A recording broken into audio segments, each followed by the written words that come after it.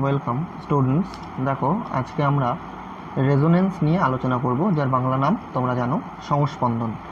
আজকে আমরা যে টপিকগুলো নিয়ে আলোচনা করব তার ভিতরে থাকবে pi bond resonance, sigma bond resonance and stability of some carbocations. এই তিনটে টপিকের উপরে আমরা উইথ এক্সাম্পল আজকে আলোচনা করব। প্রথমেই আমরা রেজোনেন্স দেখি। সাপোজ আমি এক্সাম্পল হিসেবে নিচ্ছি বেনজিন।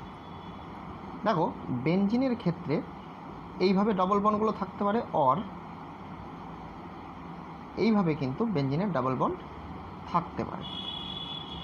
দেখা গেছে আমি যদি একটা বেনজিনের এই যে সিঙ্গেল বন্ডটা এখানে তুমি দেখছো সিগমা বন্ড, এর বন্ড লেন্থ 154 পিকোমিটার, অ্যান্ড এই যে ডাবল বন্ডটা তুমি দেখছো তার বন্ড লেন্থ 134 পিকোমিটার।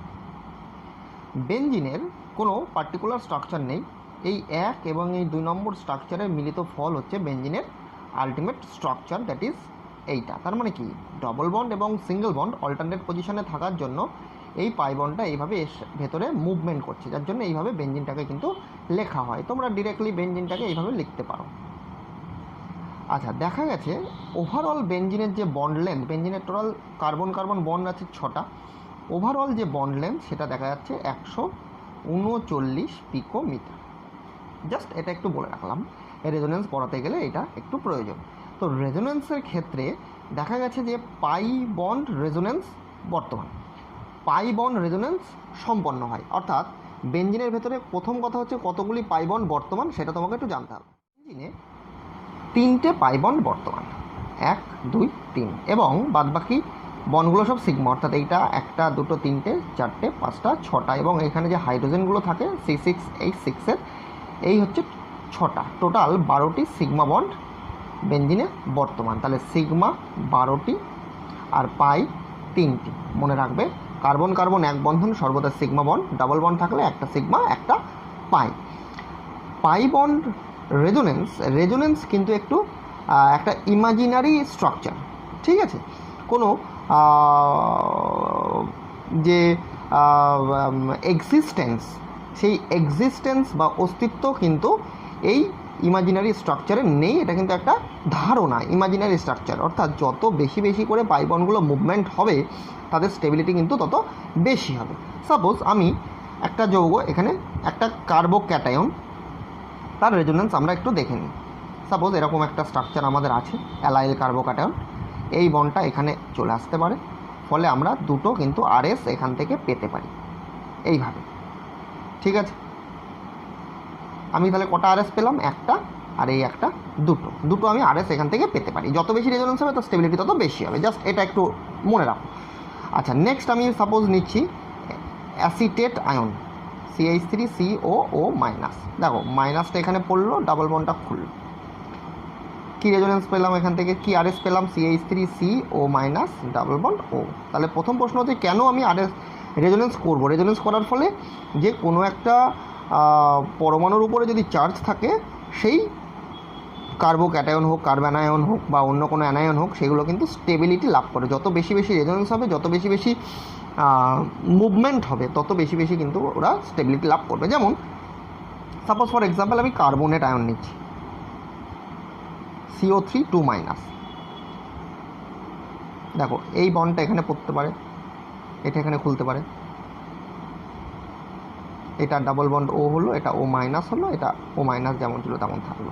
আবার কি হতে পারে, এই বন্ডটা এখানে পড়তে পারে, এরকমভাবে এই বন্ডটা খুলতে পারে, এখান থেকে আমি কি পেতে পারি? CO মাইনাস ডাবল বন্ড ও সিঙ্গেল বন্ড ও মাইনাস। তাহলে আমি কতগুলো আরএস পেলাম? এখানে 3টে।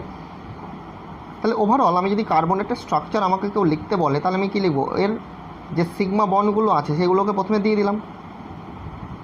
তাহলে এই টোটালটাকে যদি আমি কম্পেয়ার করি, তাহলে দেখবো এইখানে অল্টারনেট পজিশানে ডাবল বন্ড পড়ছে, কখনো এখানে অল্টারনেট পজিশানে ডাবল বন্ড পড়ছে, কখনো এখানে ডাবল বন্ড পড়ছে। তাহলে ওভারঅল স্ট্রাকচারটা এরকম। আর টোটাল নেগেটিভ চার্জ আছে কটা? 2টো। আর কতগুলো অ্যাটমের উপরে ডিস্ট্রিবিউশন হচ্ছে? টোটাল দেখো 3টে অক্সিজেনের উপর ডিস্ট্রিবিউশন হচ্ছে। তাহলে পার অ্যাটম অ্যাকচুয়ালি কতগুলো করে চার্জ পাচ্ছে? -2/3। তাহলে প্রত্যেকটা অক্সিজেনের উপরে আমি কী লিখবো? -2/3। ঠিক আছে, রেজোনেন্সটা বোঝা যাচ্ছে? এইভাবে তুমি রেজোনেন্সগুলো করবে। এবার আমি যদি একটা অ্যারোমেটিক সিস্টেমের রেজোনেন্স দেখি, সাপোজ ফর ফেনল, যেটাকে আমরা বলি কার্বলিক অ্যাসিড, তাই না? OH, ও এর ওপর লোন পেয়ার থাকে অষ্টক পূরণের জন্য। এ কী করলো, একটা H+ আয়ন ছেড়ে দিল। ও যদি একটা H+ আয়ন ছেড়ে দেয় তাহলে আমি কী পাচ্ছি এখান থেকে, আমি পাচ্ছি phenoxide ion like this O-। এবার কি হবে, এই ফেনক্সাইড আয়নটা রেজোনেন্সে পার্টিসিপেট করবে। এই মাইনাসটা এখানে পড়লো, এই বন্ডটা এখানে খুললো, তাহলে এখান থেকে আমি কি পাচ্ছি, লাইক দিস।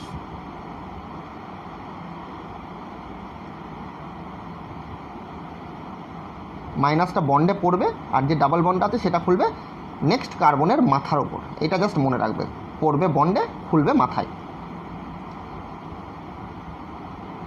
এখানে ডাবল বন্ড ও থাকলো, এখানে ডাবল বন্ড পড়লো, এখানে মাইনাস, আবার এখানে ডাবল বন্ড, এই মাইনাসটা আবার এখানে খুললো, এইটা এখানে পড়লো। একই রকমভাবে প্রত্যেকটা স্ট্রাকচার সেমভাবে করবে। তাহলে এখান থেকে আমি কি পেয়ে গেলাম, এখান থেকে আমি পেয়ে গেলাম এখানে ডাবল বন্ড যেমন আছে থাকলো, এখানে মাইনাস, এখানে ডাবল বন্ড, এখানে ডাবল বন্ড। আলটিমেটলি এটা পড়ে আবার দেখো অক্সিজেনের উপরে নেগেটিভ চার্জটা আবার কিন্তু চলে আসলো। তাহলে আলটিমেট যে স্ট্রাকচারটা আমি পেলাম সেটা কিন্তু আগেরটার মতনই সেম।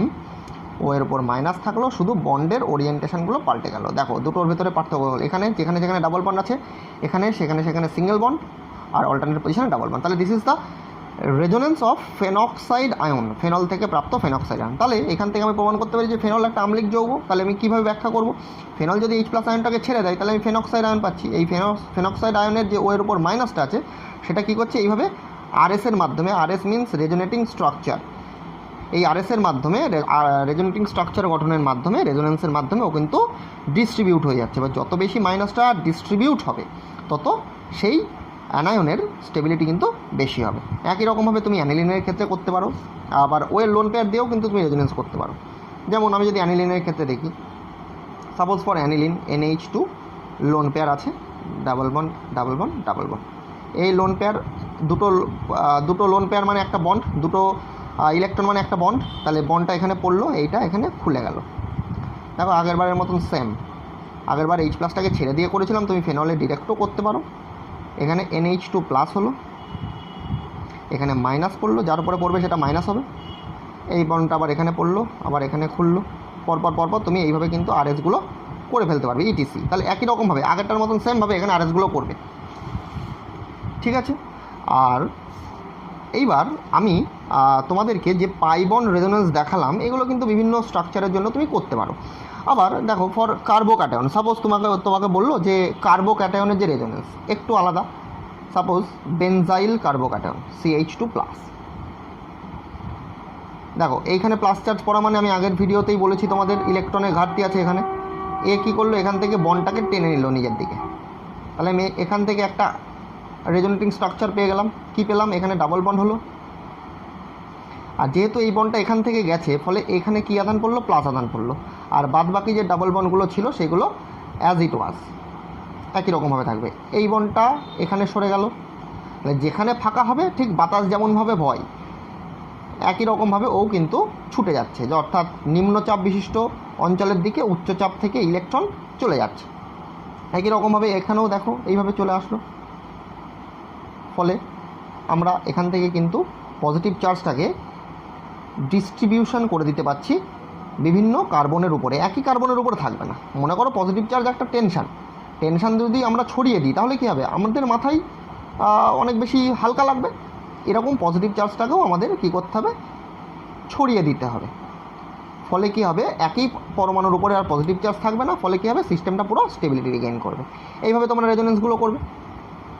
আর একটা যদি আমি দেখি তোমাদের জন্য, যে ফর নাইট্রোবেনজিনের কীভাবে করবো, দেখো একদম সেম, কোনো আলাদা নেই, শুধু একটু সাহস করে তোমাদেরকে করতে হবে। এই হলো আমাদের নাইট্রোবেনজিন।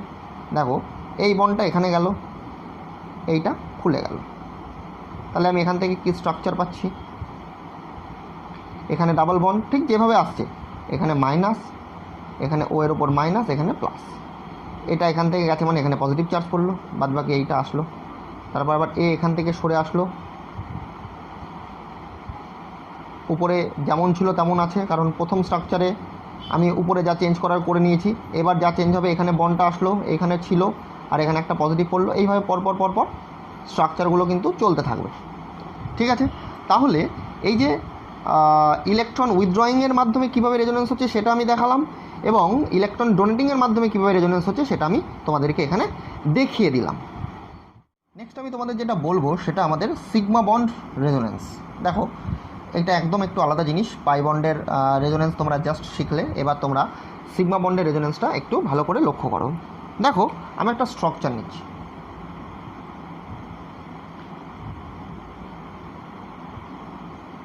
সাপোজ এই একটা কার্বো ক্যাটায়ন। আমি যদি প্রশ্ন করি যে এই কার্বো ক্যাটায়নটা স্টেবল কি না, তুমি কি উত্তর দেবে? না স্যার এটা স্টেবল নয়, কিন্তু এটা কিন্তু one of the stable কার্বো cation. কীভাবে? দেখো এই যে বন্ডটা তোমরা দেখতে পাচ্ছ, প্রথম কথা হচ্ছে সাইক্লোপ্রোপাইল রিং কিন্তু বন্ড স্ট্রেনের জন্য ও কিন্তু হাইলি আনস্টেবল একটা রিং। ও কীভাবে এখানে স্টে করে? ঠিক এরকমভাবে এই বন্ডটা দেখো একটা ব্যাকা এরকমভাবে বন্ডের মতন ও কিন্তু অবস্থান করে, একটা এরকম একটা বাঁকা বন্ড।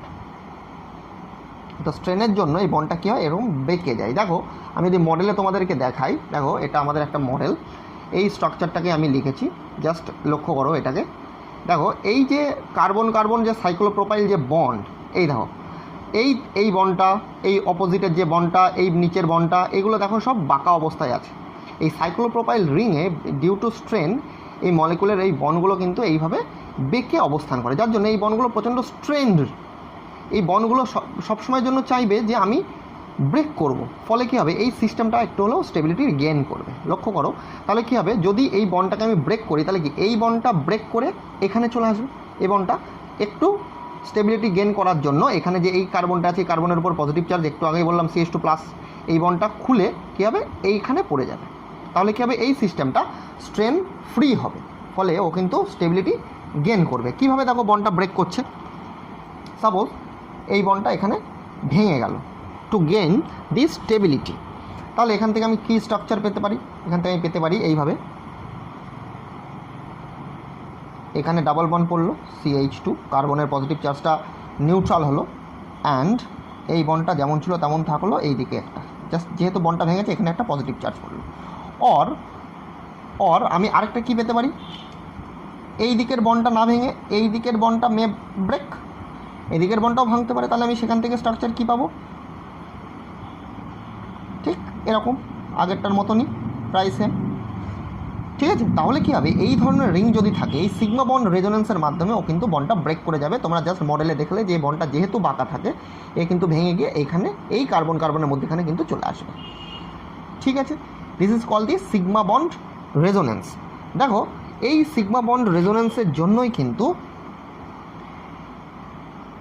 এই যৌগটা, অর্থাৎ এই কার্বো ক্যাটায়নটা CH2+, এই কার্বো ক্যাটায়নটা কিন্তু এই কার্বো ক্যাটায়ন অপেক্ষা স্টেবিলিটি পেয়ে যায়। তোমরা জানো এটা একটা অ্যারোমেটিক কার্বো ক্যাটায়ন, কারণ 2 পাই ইলেকট্রন সিস্টেম মানে অ্যাকর্ডিং টু হুকেল রুল ও কিন্তু অ্যারোমেটিসিটি গেইন করে ফেলে, কিন্তু এর stability due to sigma bond resonance, এর স্টেবিলিটি কিন্তু এই কার্বো ক্যাটায়ন অপেক্ষা বেশি।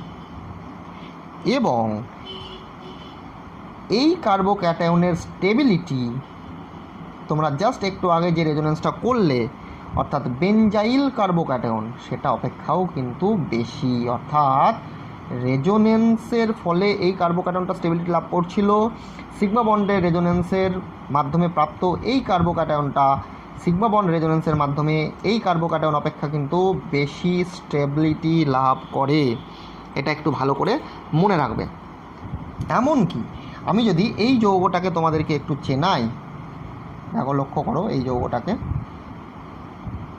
যেখানে 3টে সাইক্লোপ্রোপাইল রিং তোমাদের বর্তমান, এই কার্বো ক্যাটায়ন যদি আমি নিই তাহলে ও কিন্তু এই অ্যারোমেটিক যৌগ অপেক্ষা বেশি স্টেবিলিটি লাভ করে, যেটা তোমাদের বিভিন্ন পরীক্ষাতে খুব আসে। লক্ষ্য রাখবে, এমনি তো বললাম আগেরবার যেটা দেখালাম সেখানে একটা সাইক্লোপ্রোপাইল রিং ছিল, তাহলে ওর স্টেবিলিটি এটার থেকে বেশি। এখানে কতগুলো রিং আছে, সাইক্লোপ্রোপাইল রিং আছে টোটাল 3টে। এইটা কিন্তু one of the most stable carbocation. Okay, এই কার্বো ক্যাটায়নের স্টেবিলিটিটা এই সিগমা বন্ডের মাধ্যমে, সিগমা বন্ড রেজোনেন্সের মাধ্যমে সম্পন্ন হয়। তাহলে এই প্রবলেমটা একটু ভালো করে তোমরা করে রাখবে। তাহলে আমরা যে আমাদের টার্গেট ছিল পাই বন্ড রেজোনেন্স, সেটা আমরা শিখলাম, সিগমা বন্ড রেজোনেন্স শিখলাম, এবং কার্বোক্যাটায়নের স্টেবিলিটি কীভাবে গেইন করে সেটাও কিন্তু আমরা আজকে আলোচনা করলাম।